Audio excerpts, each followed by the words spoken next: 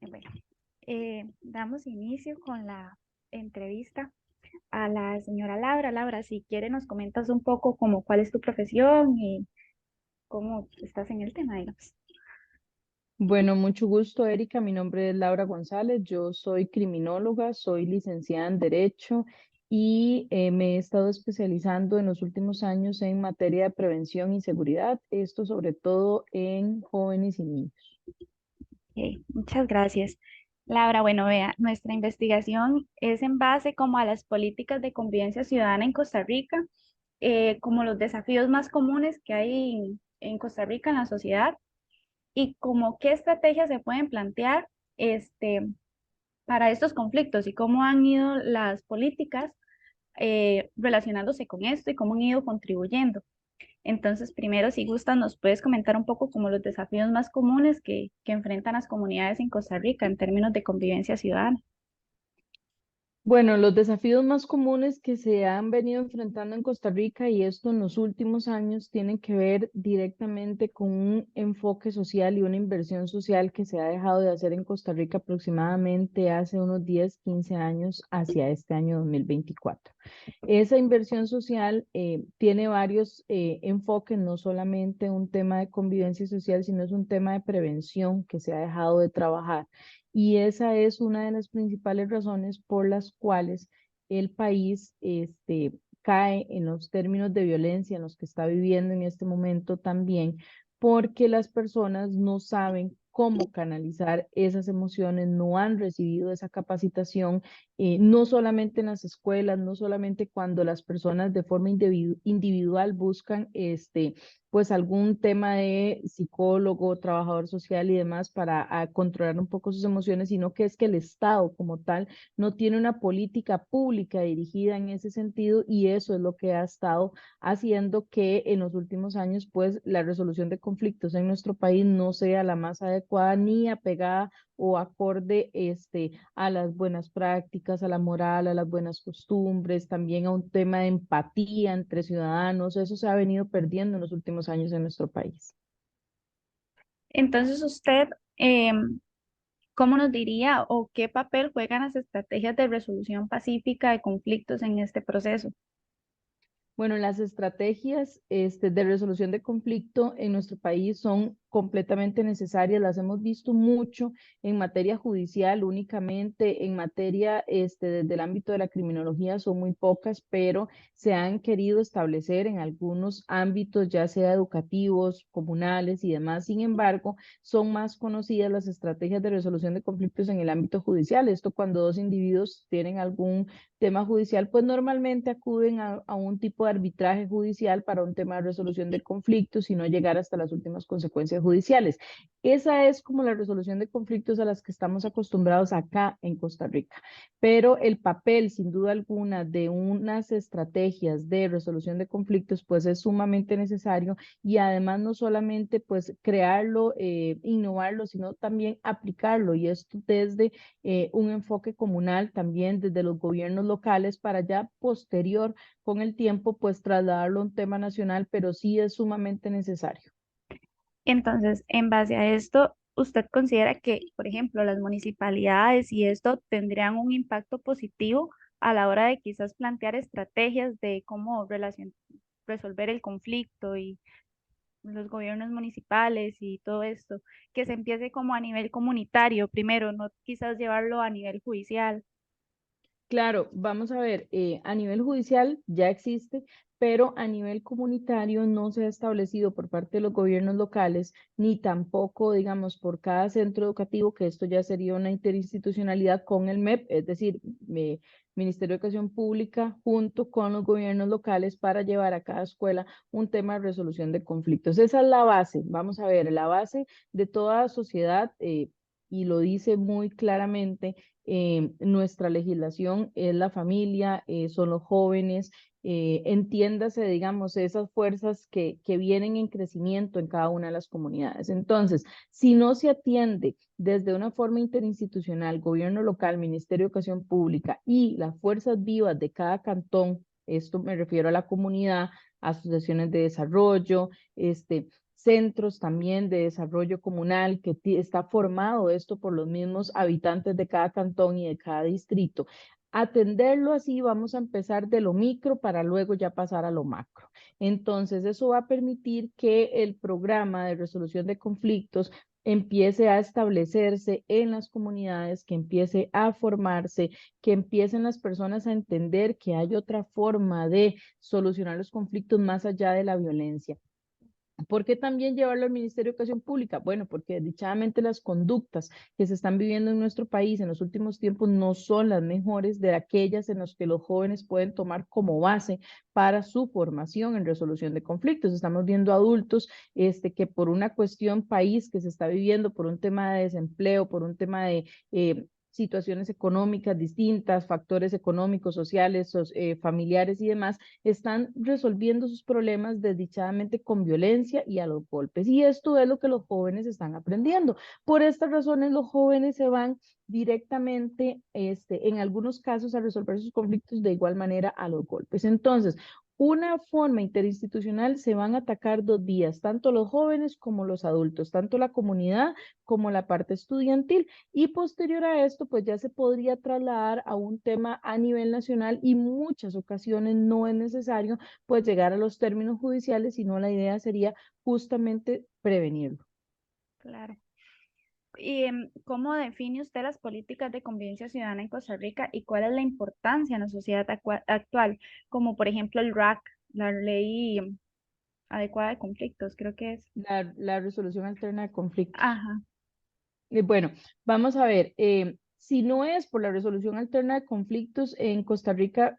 como lo hemos venido mencionando, las políticas de resolución de conflictos son muy pocas, se conocen únicamente cuando ya se llega a los términos judiciales, cuando ya hablan de una posibilidad justamente del programa del RAGO, resolución alterna de conflictos. Anterior a eso o a priori no existe una resolución de conflictos. Vamos a ver, muchos de los conflictos que llegan a las instancias judiciales en nuestro país podrían resolverse perfectamente antes de tan siquiera que se establezca una denuncia, una demanda o en algunos casos, se llegue incluso a querellar a alguien por este tipo de situaciones. ¿Y esto cómo se hace? ¿Cómo se forma? Bueno, con estrategias públicas o políticas públicas de resolución de conflictos desde la comunidad. Esa es la base de la solución. Ahí se estaría desahogando mucho del sistema judicial de nuestro país, se estarían desahogando también mucho las autoridades para que se enfoquen en conflictos que realmente tienen que ver con la vida, la integridad de las personas y en aquellas donde los segundos son vitales para cualquier persona. Estamos hablando de situaciones de violencia doméstica, estamos hablando de situaciones de tentativas de homicidio, homicidio y demás, pero muchas veces el tema de conflictos en nuestro país llega incluso a necesitar recursos del Estado y esos recursos se dirigen hacia este punto y se están descuidando otros. Entonces ahí es donde tras de que ya las autoridades no tienen la suficiente cantidad de recursos para resolver conflictos que quizás tienen una mayor gravedad y que además están atentando contra la vida de las personas, pues tienen que dedicarse a resolver conflictos como conflictos en carretera, situaciones menores se podrían llamar en el ámbito judicial. Entonces, mucho de resolver esta situación con unas políticas adecuadas de resolución de conflictos, pues por supuesto que va a desahogar el sistema judicial, el sistema policial y además pues va a crear una convivencia que era la que se tenía en Costa Rica en los años 80, 90 y que se ha venido perdiendo a causa casualmente de que las buenas costumbres, las buenas prácticas, la ética, la moral, pues se ha dejado de lado y ha venido pues a ser abatida por un país que definitivamente está envuelto en desempleo, falta de oportunidades, falta de inversión social y todo esto pues es lo que ha desencadenado que eso que nos enseñaron nuestros abuelitos, nuestros ancestros, pues haya quedado en el pasado y ahora creemos que todo se resuelve con violencia. Hay que tener un principio muy claro, Erika, y es que la violencia solamente trae más violencia. La violencia nunca va a ser la mejor salida en ningún tipo de solución de conflictos y esto pues es algo que se le ha venido olvidando también en parte a la ciudadanía y quizás no al propio, no es que se le haya olvidado al propio, sino que la situación país los tiene sumidos en unos niveles emocionales de estrés, confusos, situaciones sociofamiliares, económicas, que los complican y complican la situación y el entorno en el que se desenvuelven estos problemas, y esas personas, perdón. Y hay que recordar que el entorno en el que se desenvuelven las personas forma aproximadamente de un 50 a un 60% del carácter y las emociones con las que ellos llevan a cabo su vida diaria. Entonces, todo eso es lo que ha venido sumando para que ahora en Costa Rica, si antes se pensaba en un programa RAC solamente a nivel de sistema judicial, pues ahora debería estarse pensado un poquito más al tema comunitario, al tema estudiantil y tan siquiera no llegar al ámbito judicial. Claro, y en base a esto yo digo que es de suma importancia, digamos, que se haga una resolución adecuada de conflictos o que se implemente este tema a nivel de educación, digamos, desde pequeños, se base en la escuela y colegios, porque desde ya, digamos, vemos que la población estudiantil de escuelas ya se ve en violencia, digamos, y cada vez es mayor. Sí, claro, vamos a ver, los niños aprenden lo que viven y aprenden lo que ven. Los niños no aprenden tanto lo que se les dice y esto forma parte de su etapa de niños y adolescentes. Entonces, cuando un niño crece en un entorno violento, crece viendo cómo una persona agrede a otra y no solamente en su núcleo familiar, puede que su núcleo familiar sea el ideal en algunos casos, pero sus vecinos, las personas cercanas, el entorno familiar, pues tiene que ver también un poco cómo la persona se va formando, cómo el niño se va formando. Entonces, cuando un niño crece viendo que la forma en la que se solucionan los problemas es a los gritos, es a los golpes, pues muy probablemente tenemos un adulto en potencia que va a desarrollar una resolución de conflictos en esa línea. Cuando un niño crece en el respeto, en el hogar, donde se habla con el niño, donde el niño además es escuchado, donde el niño tiene una disciplina respetuosa, no que se le deja hacer lo que el niño quiere, que es totalmente distinto, sino una disciplina respetuosa, donde el niño puede explicar, donde el niño puede desarrollar sus ideas dentro del marco del respeto, pues es un niño que va a crecer sabiendo que tiene que escuchar la otra parte, que tiene que atender las necesidades, que tiene que tener empatía, y que además se le forma. Vamos a ver, la empatía es un tema de formación, no es un tema que realmente es genético, es algo que se forma en las edades tempranas del niño y cuando esa empatía se va formando, entonces se crea también la moral, las buenas costumbres, las emociones adecuadas para que no sean capaces o no lleguen a ser adultos capaces de transgredir a otro. Esto en el sentido de muy sencillo de no hago lo que no me gustaría que a mí me hagan. Entonces, cuando un niño se forma con esos patrones es muy difícil. No digo que no van a existir detonantes, todos los seres humanos tenemos un detonante y en algún momento puede que el detonante llegue y la persona pues pierda los cabales por algunos segundos, pero no va a ser el común denominador. En estos momentos lo que tienen los jóvenes desdichadamente es un común denominador de cómo resolver los conflictos en la calle. Los adultos se agarran a golpes, sacan armas de fuego, sacan arma blanca y los jóvenes pues interiorizan eso, se lo llevan también a cómo resolver ellos los conflictos en la escuela y en el colegio. Entonces, la importancia de atender esto desde las comunidades y las familias es que entonces las personas también tienen que recordar sus raíces, la formación que tuvieron en algún momento por parte de sus ancestros, por parte de las escuelas, de cómo resolver los conflictos, traer esa formación y el recordatorio de esas raíces a la actualidad le va a permitir a los jóvenes que sigan formándose en un ambiente un poco más tranquilo y que la resolución de conflictos no es solamente lo que se ve en las noticias, no es solamente lo que se ve en la calle, no es lo que veo yo con el vecino que se agarra a golpes con otro, que se baja del carro y le da, todo ese, toda esa unión de factores que suman al final de cuentas en la formación de un niño, que es de suma importancia atenderlo en sus edades tempranas para que esto pueda ser pues cambiado y en su forma de resolver y en su forma de comportarse, en su disciplina y demás. Cuando el niño o el joven crece de esa manera, pues vamos a tener un adulto violento en potencia y muy por el contrario, si este joven llega, forma familia y demás, pues vamos a seguir teniendo niños violentos en potencia y la cadena sigue siendo repetitiva. Cuando el niño se forma eh, en un hogar con capacidad de ser escuchado, de ser respetado, donde no es violentado, y no hablo solamente en un tema de violencia, de abuso sexual y demás, sino violentado físicamente, donde no se le agrede, donde no se le también transgreden sus ideas, su psicología y sus emociones, pues el niño muy probablemente va a replicar eso en su vida y vamos a tener una sociedad en la misma línea. Entonces, esa es la importancia de la que tienen estos programas comunitarios que al final de cuentas vienen a sumar de forma preventiva para no tener que llegar entonces después a ver qué se hace con el joven que además está agrediendo a sus compañeros o qué se hace con el joven que apuñala a un compañerito en la escuela o en el colegio, sino es prevenir y evitar que eso suceda. Eso siempre va a ser la máxima, incluso para sostener la seguridad de un país a largo plazo, es la prevención.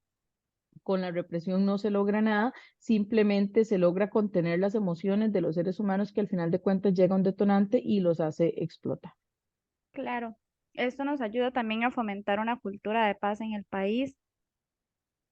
Así es. Vamos a ver, la cultura de paz de Costa Rica de los años 60, 70, 80, que fue más o menos 90 todavía, donde se vivía, se respiraba una cultura de paz y éramos conocidos mundialmente como un país de paz, se perdió en el instante en el que definitivamente las personas perdieron el norte y la empatía con el ser humano. No, esto tiene que ver, esto es la sumatoria de muchas aristas que componen un tema de criminalidad, un tema de violencia, un tema de resolución de conflictos, pero vamos a ver, Costa Rica dejó en muchos aspectos de ser el país de paz cuando el AMPA empezó a hacer de las suyas, cuando empezaron a existir asaltos en las calles, a viviendas, donde las personas ya empezaron a encerrarse y el hecho de vivir encerrados tras las rejas de su casa, pues crea sin querer esto, sin que las personas así lo perciban, ni sea el deseo de cada ser humano, un efecto psicológico y emocional de encerrarse, de solamente nosotros y nuestro núcleo familiar, se pierde la parte colaborativa del ser costarricense que siempre se ha tenido y nos caracteriza y son nuestras raíces casualmente, y entonces se empiezan a dar también por parte del AMPA y la violencia de este país, asaltos en carretera a la hora de que piden ayuda, son timos, tipos de modos operandi que utilizaban y entonces el costarricense empieza a perder la confianza. Todo eso empieza a sumar y nos viene a lo que tenemos hoy como país, que es un país sumamente violento, donde ya uno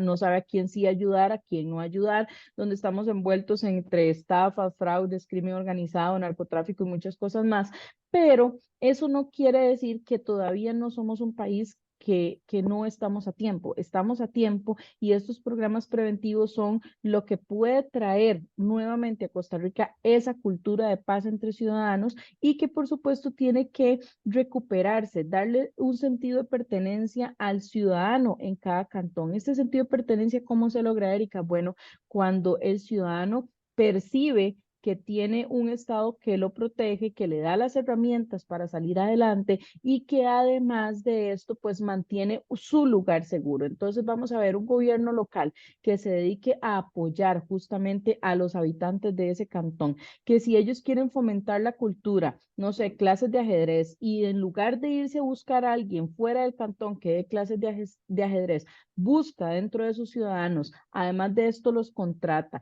y les brinda la oportunidad de trabajo. No es un gobierno que vive del asistencialismo, vamos a ver, eso es un grave error, pero es un gobierno que por lo menos le brinda trabajo en lugar de brindarle asistencia social a las personas. Entonces las personas empiezan a crear ese sentido de pertenencia hacia el cantón y empiezan entre ellos mismos a cuidar su cantón, tal cual como usted cuida su casa para que nadie se meta a su casa, tal cual como yo cuido mi casa, cuido mis bienes. ¿Por qué? Porque tenemos un sentido de pertenencia hacia nuestro hogar, es lo que nos ha costado trabajo, tiempo, tiempo,